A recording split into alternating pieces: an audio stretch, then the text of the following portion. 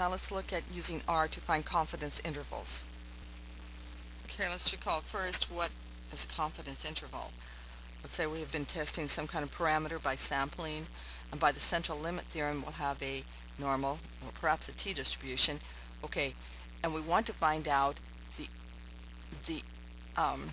by the central limit theorem there's a point estimate, and we say that the mean of the sample distributions is the mean for the population.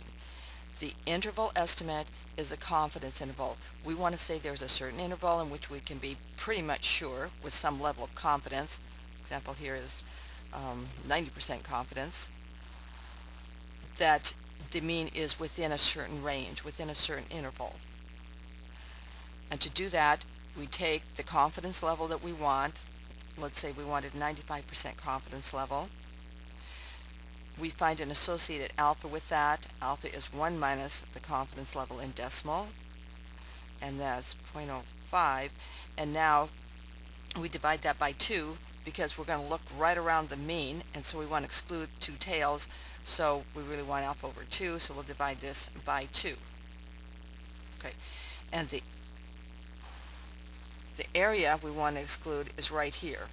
Okay, so that's how big that area is there, and of course it's symmetric over here. And now we need to find the value of z sitting right at the edge of that area that's out in the tail.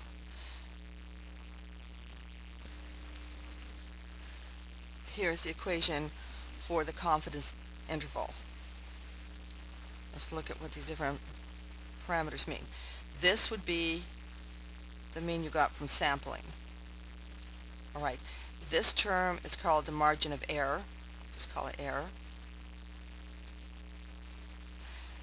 And this z alpha over 2 value, which is the same on both sides, is what you find using R. There's a similar expression when using for smaller size samples when you're using the t-distribution, and in that case you'll have a t alpha over 2, and again you use R to find that value. You have to construct the confidence interval using arithmetic in R. So here we are in R, and I'm going to find a I'm going to show how this is done. You can look in the written tutorial and follow along. I'm going to do essentially the same thing I did in the written tutorial. Okay, first of all, I'm going to find a bunch of z alpha over 2's and show you that that's about what I would have gotten anyway. So first thing I'm going to do is set some confidence intervals. And I want to set a bunch of them. I can set this as a vector of them and do several calculations right at once. So C for concatenate, and let me use all the standard ones. 68, so 68% confidence interval, 94.5. And what do I pick these? Because these are those easy ones that come right off of the known area under the distribution.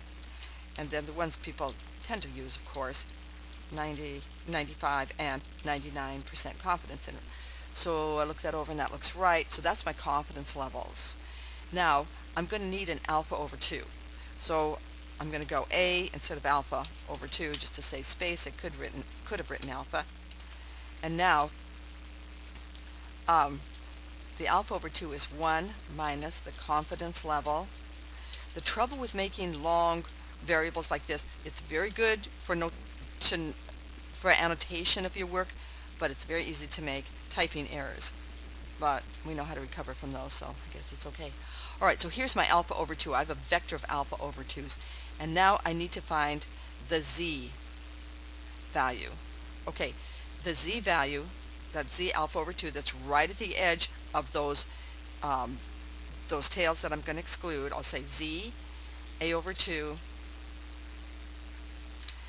And I'm doing these all at once because they're vectors, so I can do the whole calculation at once. I'm going to use Q norm.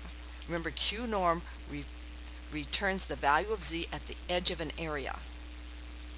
Okay, so you have D norm for the points on the normal distribution, P norm for the area underneath the curve, that's the probabilities, and Q norm for the value of z right along the edge of the distribution.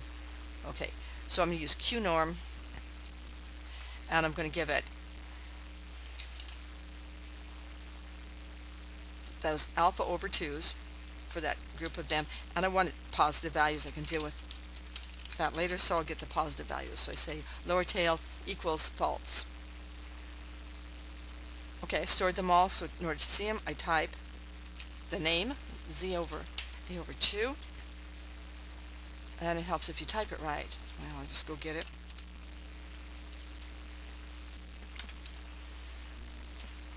And there they are. Now I'm going to take these and I'll compare them to the ones that were given in the written lecture.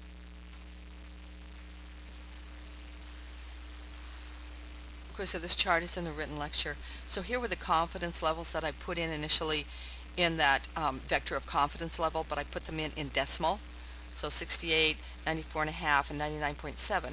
Remember from your understanding of the normal distribution that 68% of the area under the curve about the mean lies within plus or minus 1 standard deviation about the mean, and that's why that's a 1 here. It's an approximate area, 68%. Here's the result from R. You see it's close to 1, but R is actually the accurate one.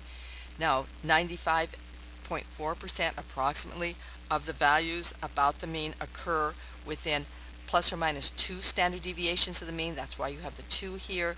And R returns a similar value. Same thing for the 99.7, which is 3. Of course, using those confidence levels is pretty, well, not very elegant, as they say. So you want to use 90, 95, and 99. Here are the values that we got from tables. Here's the values that R returns. And of course, you could get any number in between using R. And the function you use is Q norm.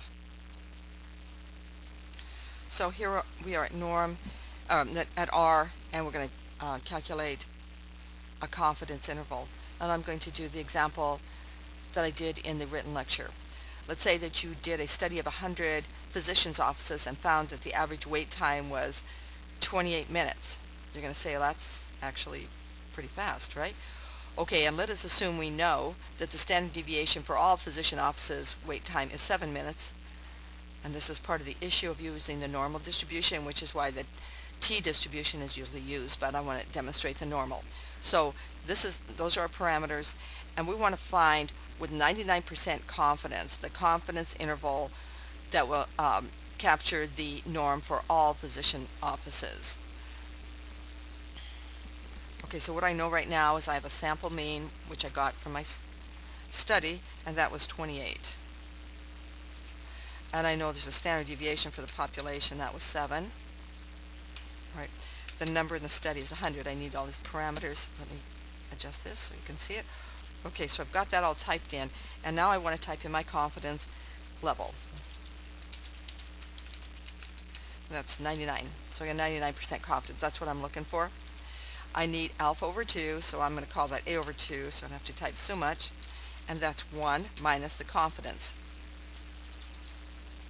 level divided by 2. Good. Now, to get the z value, the z alpha over 2, I use Q norm. Okay, so I give it the alpha over 2, and I say lower dot tail equals false, so I get a positive value. The other value would just be the same. It's negative because it's symmetric about the mean, right? Well, in this case because I'm using I'm going to use the z values. Okay, so there we go. Now I need that margin of error term, so I'll just call that error, and that will be, you can do your math right in R times the population standard deviation divided by the square root of n. Now let me point something out. I am very used to typing square root in positive SQRT. R is case sensitive. It doesn't know what that is. It wants lowercase sqrt. So that's your square root of n right there. Now I have that error term. Well, what did I do now? Oh, well, that just demonstrated what I was talking about. If you go back above, you'll see that I typed population SD with a lowercase d, and R didn't like it. I'll just fix that. Okay, so if you get an error, look for capitalization. You could be smart about it and do everything in lowercase, but then it's sometimes hard to read your variables. Okay, so now we have that error. What is the confidence interval? I take the mean and I add it to get the upper end. I take the mean and I subtract the error to get the lower limit. So I'll just call those lower limit, and I'll take the sample mean and I'll subtract the error from it. Okay, and I'll do the upper one, and I can reuse my equation. I need a plus sign here, and I'll call this upper limit. And just so I can print it out all at once, I'll call it the confidence interval, and I'll put those two values together, lower limit and upper limit, and I'll print it off. Okay, so that tells me with 99% confidence, the mean for all physician offices lies between 26.2 minutes and 29.8 minutes. I'm going to repeat or do a similar calculation for a smaller size sample. And actually what I've done is input the sample mean and standard deviation. If you have the numbers yourself, you can find the standard deviation and the sample mean by inputting the data and using the R commands mean and SD. But let me just enter them just to show you how to use this. Let's say sample mean was 25 and the number in the study was 10 and the sample standard deviation was 3. Okay, and I want to have a confidence level of, well, I'm not too picky, 90%. Okay, so I need alpha over 2 is going to be 1 minus the confidence level divided by 2. Another reason for typing these things in like this instead of just putting the numbers, it helps you learn the formula. You type it and you type it and you type it. It's like writing it over and over again. Okay, so in this case I need the t value. So I need t alpha over 2. So t a over 2, and I use this, it's the same convention as before. Q, t, and then I give it that alpha over 2. But remember, this is a t distribution, so it needs the degrees of freedom, and that will be n minus 1.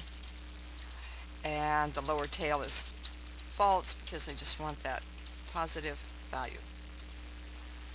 Got it. So now I need an error.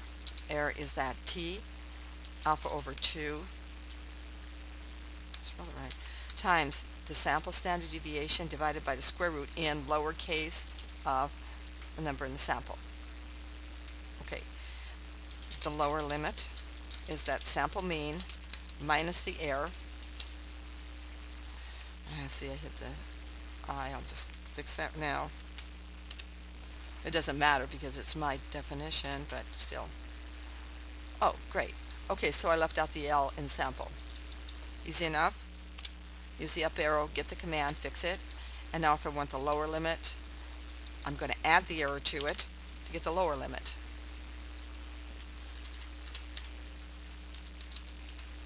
I mean, add the error to get the upper limit.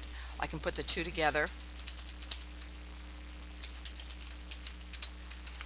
using the C with the lower limit, which I don't like to type, right, and the upper limit. There we go, and let's type out the confidence interval here, and there we've got the confidence interval.